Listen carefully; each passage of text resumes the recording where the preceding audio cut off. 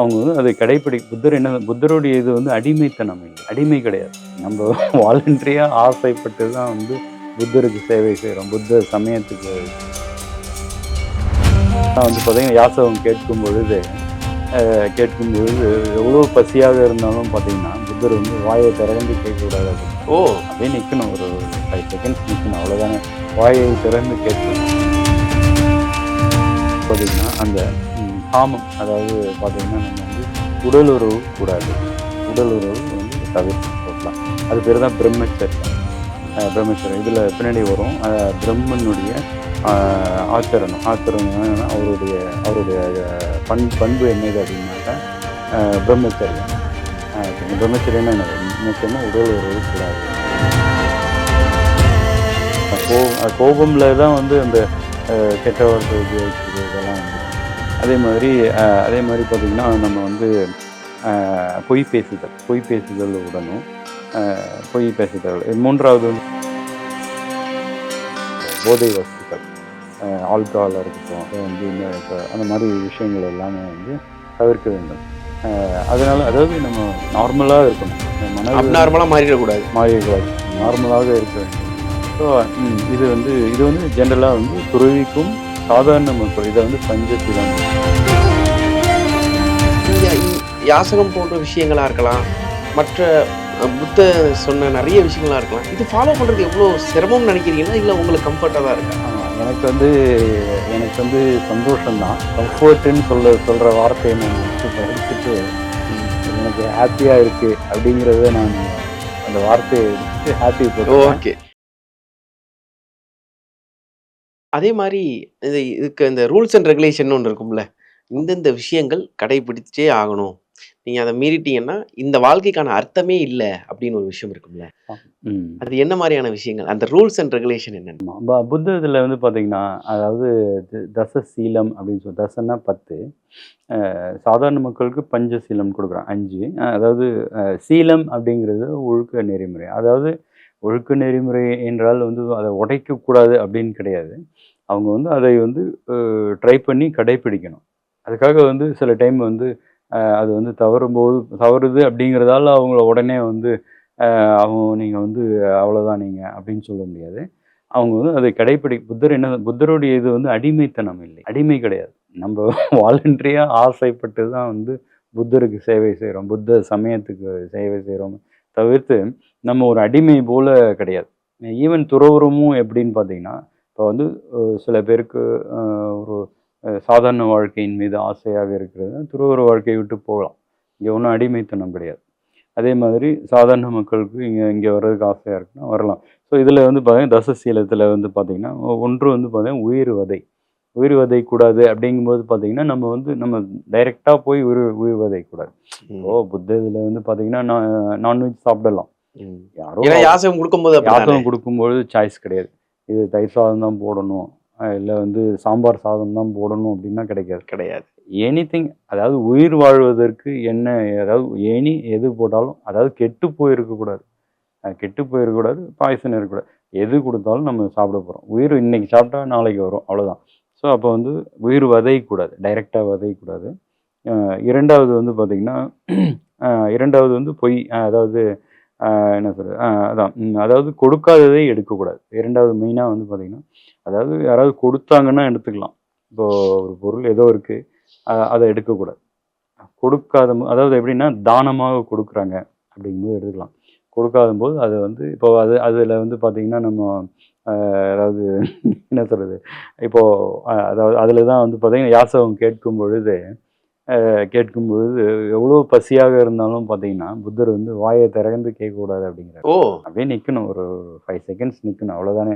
வாயை திறந்து கேட்கக்கூடாது. ஓகேங்களா? அதாவது பசியே இருந்தாலும் ரூல்ஸ் ஆமாம்.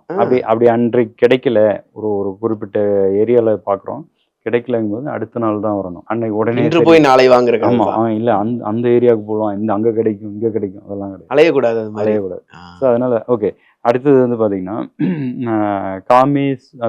அதாவது இந்த ஐம்புலன்களின் வழியாக வருகின்ற என்ன சொல்கிறது, மெயினாக வந்து பார்த்திங்கன்னா அந்த காமம், அதாவது பார்த்திங்கன்னா நம்ம வந்து உடல் உறவு கூடாது, உடல் உறவு வந்து தவிர்க்கணும் டோட்டலாக. அது பேர் தான் பிரம்மச்சரியம். ம். பிரம்மச்சரியம் இதில் பின்னாடி வரும். பிரம்மனுடைய ஆச்சரணம். ஆச்சரணம்னா என்னன்னா, அவருடைய அவருடைய பண்பு என்னது அப்படின்னாக்கா பிரம்மச்சரியம். ம். ஓகேங்க. பிரம்மச்சரியம்னா என்னது? முக்கியமா உடல் உறவு கூடாது அப்படிங்கிறது. அதுக்கப்புறம் வந்து பேச்சு வந்து பார்த்தீங்கன்னா, 4 வகை பேச்சுக்கள் நம்ம தவிர்க்கிறோம். ஒன்று வந்து பார்த்தீங்கன்னா, நம்ம வந்து கோபமாக பேசுவதே வந்து தவிர்க்கிறோம். புத்தர் என்ன சொல்றாருன்னா, கோவமா இருக்கும்போது கொஞ்சம் ரிலாக்ஸ் பண்ணிட்டு பேச சொல்றாரு. ஓகேங்களா? ஸோ அது மாரி. அப்புறம் வந்து பார்த்தீங்கன்னா, நம்ம வந்து அ அதான் கோபம்ல தான் வந்து அந்த கெட்ட வார்த்தை உபயோகிக்கிறது இதெல்லாம் வந்துரும். அதே மாரி பார்த்தீங்கன்னா, நம்ம வந்து பொய் பேசுதல். பொய் பேசுதல் உடணும். பொய் பேச தேவையில்ல. 3வது வந்து பார்த்தீங்கன்னா, புறம் பேசுதல். முன்னாடி புறம் விட்டு பின்னாடி பேசக்கூடாது. ஆமா. புறம் பேசுதல் தேவையில்ல. புறம் பேசுதல்னா, அதாவது என்ன சொல்ல? அது பேர் என்னன்னா, கேரக்டர் அசாசினேஷன் அப்படிம்பாங்க இல்லைங்களா? ம். அது வந்து தேவை. அதாவது இந்த மனித பிறப்பில் வந்து பார்த்தீங்கன்னா, வந்து பெர்ஃபெக்ட்டுங்க. இவங்க ரொம்ப பெர்ஃபெக்ட்டான ஆளு அப்படின்னு சொல்றவங்க யாருமே கிடையாது. இல்லையா? நம்ம எல்லாமே வந்து கர்ப்பப்பையில பிறந்தவங்க தான். ஸோ, அதனால வந்து நம்ம ஸ்பெஷல்னு சொல்ல முடியாது. ஸோ, அதனால அதே மாதிரி பார்த்தீங்கன்னா, 4வது இத தவிர்க்க வேண்டும். அது என்னது அப்படின்னு பார்த்தீங்கன்னா, அதாவது ஆங்கிலத்தில சொன்னா காசிப் அப்படின்னுவாங்க. ஃப்ரீ ம். காசிப். எதையாவது பேசிட்டே இருக்க டைம் பாட்டுக்கு போயிட்டே இருக்கும். இல்லைங்களா? யாருக்கும் பயன் கிடையாது. யாருக்குமே கேட்கிறவங்க யாருக்கும் பயன் இருக்காது. ஸோ அந்த காசிப். ஸோ இந்த இது 4 வகை இது பண்றோம். அதுக்கப்புறம் லாஸ்ட் வந்து பார்த்தீங்கன்னா, அதாவது அந்த அந்த ஃபர்ஸ்ட்டு 5 இது, அடுத்த 5. அ இன்னொன்று வந்து பார்த்தீங்கன்னா, அந்த அந்த மனத வந்து நார்மலாக அத குலைக்கக்கூடிய, அதாவது இந்த போதை வஸ்துக்கள், ஆல்கஹாலா இருக்கட்டும், வந்து இந்த இப்ப அந்த மாரி விஷயங்கள் எல்லாமே வந்து தவிர்க்க வேண்டும்.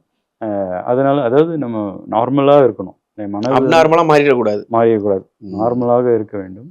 ஸோ இது வந்து ஜென்ரலா வந்து துறவிக்கும், சாதாரண மக்கள் இத வந்து பஞ்சசீலம் அப்படின்னு சொல்லுவாங்க. இன்னொரு 5 4, 5 இருக்கு. அது வந்து பார்த்தீங்கன்னா, அ அது வந்து என்னன்னா, இப்போ உதாரணத்துக்கு நாங்க வந்து துறவி வந்து இது என்ன சொல்றது? மாலை போடக்கூடாது. இல்ல வந்து சென்ட் அடிக்கக்கூடாது. அது மாரி ஆபரணங்கள் போடக்கூடாது. ஸோ அந்த மாரி தலைக்கு மேல வந்து தலப்பா இந்த மாரிலாம் கட்டக்கூடாது. ம். ஸோ இந்த மாரி ரூல்ஸு. அப்புறம் வந்து பார்த்தீங்கன்னா, இப்ப அதுக்கப்புறம் டான்ஸ் ஷோஸ் போறது, டான்ஸ் ஆடுறது, அது மாரிலாம் வந்து கூடாது அப்படிங்கிறது இருக்கு. அ அதுக்கப்புறம் வந்து படுக்கிறது வந்து அதே மாரி முக்கியமானது ஒண்ணு வந்து பார்த்தீங்கன்னா, அதாவது கால போஜனம், விகால போஜனம் அப்படின்னு சொல்லுவாங்க. கால போஜனம்னா டைமுக்கு கரெக்ட்டா உச்சி வெயில் 12 மணிக்குள்ள என்ன கிடைக்குதோ அத சாப்பிட்டுறணும். ரூல்ஸ் படி. இப்போதைக்கு இந்த ரூல்ஸ வந்து நிறைய புத்த நாடுகள்ல ரிலாக்ஸ் பண்ணியிருக்காங்க. ஏனென்றால் பார்த்தீங்கன்னா, கரெக்ட்டான டைம்ல வந்து சாப்பாடு கிடைக்கலன்னா கூட சரி பரவால்ல அப்படின்னு சொல்லி ரிலாக்ஸ் பண்ணியிருக்காங்க. ஒரிஜினல் இதுல ஒரு டைம் தான் சாப்பிடணும். ஒரு நாளைக்கு. ஒரு நாளைக்கு ஒரு டைம் தான் சாப்பிடணும். ஓ! அதுவும் யாசகம் கேட்டு தான் சாப்பிட வேண்டும். அ அதே மாதிரி 12 மணிக்குள்ள உச்சி வெயில் வந்துருச்சுன்னா சாப்பிடக்கூடாது. ம். உள்ள என்ன கிடைக்குதோ அத சாப்பிடணும். அத சாப்பிடணும். ஸோ இந்த மாதிரி ரூல்ஸு. அதுக்கப்புறம் வந்து படுக்கிறது வந்து பார்த்தீங்கன்னா, அதாவது உச்சசயன, மகாசயனம். அதாவது உயரமான படுக்கை. உயரமான படுக்கை. கட்டில்லலாம் படுக்கக்கூடாது. ஆமா, படுக்கக்கூடாது. ம். 2வது வந்து பார்த்தீங்கன்னா, மகாசயனம்னா ஒரு ஒரு ராஜா போன்ற நல்ல அந்த மெத்து இதெல்லாம் போட்டு ரொம்ப அரவணைக்கிற மாரி ஒரு சாஃப்ட்டான இதில படுக்கக்கூடாது. ஏனென்றால் அவங்களுக்கு வந்து திடீர்னு வேற எங்கேயாவது படுக்க வேண்டியிருக்கும். அப்போ வந்து அவங்களுக்கு வந்து அங்க தூக்கம் வராது, ப்ராப்ளம்ஸ் வரும். ஸோ, அதனால வந்து ஒரு நார்மலான இதில இன்னொன்று வந்து லாஸ்ட் இது வந்து ஆக்சுவலா ரூல்ஸ் படி பார்த்தீங்கன்னா, அந்த காலத்தில இருந்தது. அது வந்து என்னன்னா, கோல்டு, சில்வர் அப்படின்னா என்னன்னா, காசு வந்து ஏற்றுக்கொள்ளக்கூடாது அப்படின்னு புத்தர் லாஸ்ட் தசசீலத்தில சொல்லியிருக்காரு. ஆனா என்ன அப்படின்னு பார்த்தீங்கன்னா, இன்றைய காலகட்டம், மாடர்ன் காலகட்டத்தில புத்தர் வந்து உண்மையிலேயே அந்த காலத்தில வந்து பார்த்தீங்கன்னா, அவங்க வந்து எந்த ஒரு வாகனமும் உபயோகிக்கவில்லை. நடந்தே தான் போவாங்க. நடந்தே புத்தர் வந்து ம். பார்த்தீங்கன்னா, 350 350 கிலோமீட்டர்ஸ்லாம் நடந்து போயிருக்காரு. ஓ! அந்த மாரி இருக்கு ரெக்கார்ட்ஸ்ல. 400 அப்போ வந்து பார்த்தீங்கன்னா, அந்த அந்த எந்த ஒரு வாகனம்னா என்ன அதான் குதிரை வாகனம், யானை வாகனம், இல்ல பல்லாக்கு, இல்ல வந்து தேர் வாகனம், இல்ல வண்டி மாடு கட்டுறது, இந்த மாரி எதுவுமே வந்து உபயோகிக்கல. அவங்க நடந்தே போனாங்க, ம். துறவிகள் வந்து. அப்போ வந்து அவங்களுக்கு வந்து அந்த டிக்கெட் எடுக்கணும், இந்த மாரி இதெல்லாம் வந்து ப்ராப்ளம் இல்ல. ஸோ ஆனா இன்றைய காலகட்டத்தில வந்து பார்த்தீங்கன்னா, நமக்கு வந்து துறவிகளுக்கும் பார்த்தீங்கன்னா, சரி இந்த ஒரு சலுகை வந்து புத்த நாடுகளில வந்து குடுத்துருக்காங்க. சரி பரவால்ல. அதாவது அது அதிகமாக கலெக்ட் பண்ணக்கூடாது. அதாவது எது தேவையோ தேவையான அளவுக்கு இப்போ ஒரு பஸ் பாஸ் வாங்குறோம், இல்லை வந்து டிக்கெட் வாங்க போகிறோம். ஸோ அந்த மாதிரி அந்த லெவலுக்கு மட்டும் ஓகே அப்படிங்கிற மாதிரி இருக்குது. இப்ப இந்தியாவுல இது எந்த அளவுக்கு ஒர்க் அவுட் ஆயிருக்கு? ஏன்னா நீங்க வந்து இங்க சர்வே பண்ணிக்கிட்டு இருக்கீங்க. அதுவும் இந்த மக்களோட இணைந்து பணியாற்றிட்டு இருக்கீங்க அப்படிங்கும்போது, இங்க யாசகம் போன்ற விஷயங்களா இருக்கலாம். மற்ற புத்தர் சொன்ன நெறைய விஷயங்களா இருக்கலாம். இது ஃபாலோ பண்றது எவ்வளோ சிரமம்னு நெனைக்கிறீங்களா? இல்ல உங்களுக்கு கம்ஃபர்ட்டா தான் இருக்கா? ஆமாம், எனக்கு வந்து சந்தோஷம் தான். ஆ. கம்ஃபர்ட்டுன்னு சொல்கிற வார்த்தையை நான் எடுத்துட்டு ம். எனக்கு ஹாப்பியாக இருக்குது அப்படிங்கிறத நான் அந்த வார்த்தையை எடுத்துட்டு ஹாப்பி போட்டுருவேன். ஓகே. அதாவது துறவியோட வாழ்க்கை வந்து ஈஸி கிடையாது. ம். எல்லாரும் சொல்லுவாங்க ரொம்ப ஈஸியாக இருக்குங்க, இவங்க ஒர்க் பண்ணலை, இவங்களுக்கு இவங்களுக்கு வந்து எல்லாமே கிடைக்குது அப்படின்லாம் சொல்லுவாங்க. என்னுடைய துறவற வாழ்க்கை பார்த்தீங்கன்னா முதல் 3 வருடங்கள் வந்து பார்த்தீங்கன்னா மிகவும் கடினமாக இருந்தது. எந்த மொமெண்ட் ரொம்ப உங்கள ஹர்ட் பண்ணிருச்சு? ஏன்னா கோவப்படக்கூடாது. ஆமாம், எந்த விஷயத்திலயும் வந்து ஒரு வார்த்தைய விட்டுறக்கூடாது அப்படின்னு. ஏன்னா மனசுங்கிறது குரங்கு மாதிரின்னு சொல்லுவாங்க. அது ஆமாம், எப்ப எப்படி ரியாக்ட் பண்ணணும்னு தெரியாது. ஆமாம். ஆனா ஒரு நிலையான தன்மையோட எல்லாத்தையும் சிரிச்சுக்கிட்டே ஹேண்டில் பண்றங்கிற விஷயம் இருக்கு. எந்த விஷயம் ரொம்ப ஹர்ட் பண்ணுச்சு? அதாவது பிகினிங் காலகட்டத்தில் ஒரு 5 நாள் இல்லை 5 நாளைக்கு மேலெல்லாம் சாப்பிடாம இருப்பேன். ஓ! ஆமாம், சாப்பிடாம இருப்போம். தண்ணி தான் குடிச்சிட்டு இருப்போம். ஓகேங்களா, குடிச்சிட்டு இருந்திருக்கேன் நான். ஏனென்றால் பார்த்தீங்கன்னா தானம் வந்து கிடைக்காது, அவ்வளோவா கிடைக்காது. இது வந்து நம்ம நாட்டில் அவ்வளோவா அதான் நான் இருக்கிற அந்த இதில் கிடைக்கல. ஸோ அந்த மாதிரி சூழ்நிலையில் வந்து பார்த்தீங்கன்னா நம்ம அந்த மாதிரிலாம் இருந்திருக்கேன். அதே மாதிரி ட்ரைனிங் போதும் பார்த்தீங்கன்னா இப்போ தாய்லாந்துலலாம் ட்ரைனிங் பொழுதும் என்ன பண்ணாங்க அப்படின்னாக்கா 2 வேளை சாப்பிடுங்க ஃபஸ்ட்டு. அதுக்கப்புறம் அதை ஒரு வேளை ஆக்குங்க. அதாவது எவ்வளோ வேணா சாப்பிடலாம் ஒரு வேளை. அப்புறம் அத வந்து 1 பிளேட் ஆக்குங்க. அப்புறம் 1/2 பிளேட் ஆக்குங்க. அப்புறம் 1/4 பிளேட் ஆக்குங்க. அப்புறம் சாப்பிடாதீங்க. ஆல்டர்னேட் டேஸ் ஒரு நாள் விட்டு ஒரு நாள் சாப்பிட்ற மாரி. இப்போ இன்றைக்கு 12 மணிக்கு சாப்பிட்டோம்னா, அடுத்த 12 மணி, அடுத்த நாளைக்கு 12 மணிக்கு சாப்பிடக்கூடாது. ம். அதுக்கு அடுத்த நாள் 12 மணி. ஸோ அந்த மாதிரி வந்து பார்த்தீங்கன்னா, உடம்பு வந்து எந்த மாரி ப்ரோகிராம் ஆயிடுச்சு அப்படின்னு பார்த்தீங்கன்னா, நார்மல் சாதாரண ஆட்களுக்கு என்ன ஆகும் அப்படின்னு பார்த்தீங்கன்னா, அந்த ஆசிட் ஸ்டொமக் ஆசிட் வயித்துல ஆசிட் வந்து பார்த்தீங்கன்னா, நேரத்துக்கு சுரந்துக்கிட்டே இருக்கும். பசி கேட்டுக்கிட்டே இருக்கும். கேட்டுக்கிட்டே இருக்கும். இல்லன்னா போடலன்னு வச்சுக்கோங்களேன், தீனி போடலன்னா வயிறு அரிச்சிரும். ம். இப்போ எங்களுக்கு ட்ரெய்னிங் பொழுது நான் ஒரு 9 மாதம் அந்த மாரி ட்ரெய்னிங். அப்போ வந்து அப்பா! பார்த்தீங்கன்னா, எப்படி ஆயிருச்சு அப்படின்னு பார்த்தீங்கன்னா, உணவை போட்டால தான் வந்து அது வந்து ஆசிட் சுரக்குது. உணவு வரலன்னு வச்சுக்கோங்களேன், ம். ஆசிடே வராது, வயிறு வந்து பொத்த போடாது, அல்சர் வர்றதுக்கு வாய்ப்பு கிடையாது. ஓ! ரிவர்ஸ் ஆயிடுது. ஓகே. உண்மையான துறவி ட்ரெய்னிங்கில வந்து எப்படி ஆயிடும்னா, உங்களுக்கு வந்து உணவு கிடைக்காது. அது அது எதுக்காக அந்த மாரி பண்ணியிருக்காங்கன்னா, உணவு உங்களுக்கு பெர்மனன்ட்டா கிடைத்து கொண்டே இருக்கும்னு நீங்க வந்து கேரண்டி கிடையாது. அப்படிங்கிறதுக்காக அவங்க என்ன பண்றாங்கன்னா, அந்த அந்த என்னது அந்த டைஜஸ்டிவ் சிஸ்டம் அந்த செரிமான அந்த அந்த சிஸ்டத்த வந்து ரீப்ரோகிராம் பண்ணியிருக்காங்க. ரிவர்ஸ் புரோகிராமிங்ன்னு சொல்லிக்கலாம். ம். அதாவது அதாவது உணவை செரிக்கிறதுக்கு மட்டும் தான் அது வந்து அந்த ஆசிட் சுரக்குமே தவிர்த்து, டைமுக்கு சுரக்குங்க. அந்த அப்படிங்கிறது அந்த கிடையாது. ஆசிட தணிக்கிறதுக்கு தான் நான் உணவு போடுவேன். அப்படிங்கிறது வந்து கிடையாது. ஓகே. இப்ப இதோட எக்ஸ்ட்ரீம்னா நீங்க எத சொல்லுவீங்க? ஏன் வந்து புத்தர் வந்து இத வச்சிருக்காரு அப்படின்னு உணர்ந்த தருணம்னு ஒண்ணு இருக்கும்ல. இத்தன சோதனைகள 9 மாசங்களா நீங்க அனுபவிச்சிருக்கீங்க. அப்ப யோசனை வந்திருக்கும்ல. இதுக்காக தான் இத வச்சிருக்காங்க. அப்படின்னு ஒரு ஆமா. விடை கிடைச்சிருக்கும்ல. அதாவது நீங்க வந்து அதாவது புத்த துறவறத்தில் 2 படிக்கட்டு இருக்கு. ம். ஒன்று வந்து பார்த்தீங்கன்னா, நான் சொன்னது அந்த தசசீலம். 10 இது வந்து பார்த்தீங்கன்னா, சாமணேரா அப்படின்னு ஒரு சாம்னேரா அப்படின்னா, அது என்ன பிகினர் மாங்க். ம். பிகினர் துறவி. அதுக்கப்புறம் உபசம்பதா அப்படின்னு 2வது இருக்கு. அதுல வந்து பார்த்தீங்கன்னா 226 ரூல்ஸ் இருக்கு. ஏ அப்பா! 227 சாரி 227 ரூல்ஸ் இருக்குது. 227 ரூல்ஸ் இருக்குது. ம். அதுல வந்து பார்த்தீங்கன்னா, ஒரு ஒரு இப்போ பூ இருக்குன்னு வச்சுக்கோங்களேன். பூவ கூட கிள்ளக்கூடாது. ஓ! ஒரு இலை இருக்குது. இலை ஏதாவது என்ன சொல்றது, ஒரு புல்லு முளைஞ்சிருக்குது. அவங்களுக்கு நடக்கிறது கஷ்டமா இருந்தா கூட அது வந்து அந்த புல்ல கூட எடுக்கக்கூடாது. ஸோ அது மாரி நெறைய ரூல்ஸ் இருக்குது. இப்போ சாப்பிடுறது எப்படி? நான் சொன்னேன் உங்களுக்கு. அதாவது ஒரு யாசகம் கேட்கும் பொழுது வந்து நிக்கணும். அந்த தட்ட வச்சுட்டு நிக்கணும். ஆனா வாய் திறக்கக்கூடாது. இல்லைங்களா? அதாவது மற்ற இதில எப்படின்னா, பிக்ஷாம் தேஹி அப்படின்னு சொல்லி சொல்லி சமஸ்கிருதத்திலலாம் பார்த்தீங்கன்னா, பிக்ஷாம் தேஹி அப்படின்னு சொல்லுவாங்க. அப்படின்னா என்னன்னா, பிச்சை போடுங்கள் அப்படின்னு சமஸ்கிருதத்தில் சொல்றாங்க. ம். புத்தர் இதில் என்ன சொன்னாருன்னா, நீங்கள் பிச்சைக்காரர்கள் கிடையாது. நீங்கள் வாயை திறக்கக்கூடாது. பசி இருக்கும் தான். பசி வந்து நீங்க வந்து ஏதாவது பண்ணிக்கணும். ஸோ அந்த மாரி வந்து பார்த்தீங்கன்னா, அந்த மாரி வந்து ரூல்ஸ் வந்து அதாவது ரூல்ஸும் வந்து புத்தர் எப்படி ஸ்டார்ட் பண்ணாருன்னா, நெறைய ரூல்ஸ் ஒவ்வொரு சூழ்நிலைக்கு ஏற்ப அவர் வந்து ரூல்ஸ் ஆட் பண்ணார். ஸோ 227 ரூல்ஸ் டோட்டல் ரூல்ஸ் இருக்கு. லேடீஸ்க்கு வந்து பார்த்தீங்கன்னா, எக்ஸ்ட்ரா ரூல்ஸ் இருக்கும்.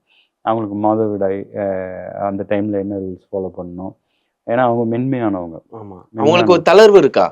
தளர்வுன்னு சொல்ல முடியாது. எக்ஸ்ட்ரா ரூல்ஸ் ஓ! எக்ஸ்ட்ராவே சுமை தான் இருக்கா? சரி, அதிகமா சரி, இருக்கு. சரி. தளர்வு கிடையாது. அ. எக்ஸ்ட்ரா ரூல்ஸ் அவங்களுக்கு வந்து இன்னும் எக்ஸ்ட்ரா ரூல்ஸ். ஓ! ஏனென்றால் அவங்க அவங்கள புரொடெக்ட் பண்ண வேண்டியிருக்கு. ஆணை விட பெண்கள் வந்து அவங்களுக்கு புரொடெக்ஷன் அதிகமா தேவை. அதனால எக்ஸ்ட்ரா ரூல்ஸ் அதிகமா இருக்குது. ஸோ அந்த மாரி இருக்கு. ம். இது மாரி இந்த இந்த ஜர்னில ரொம்ப முக்கியமான ஒரு கட்டம்னா எத சொல்லுவீங்க?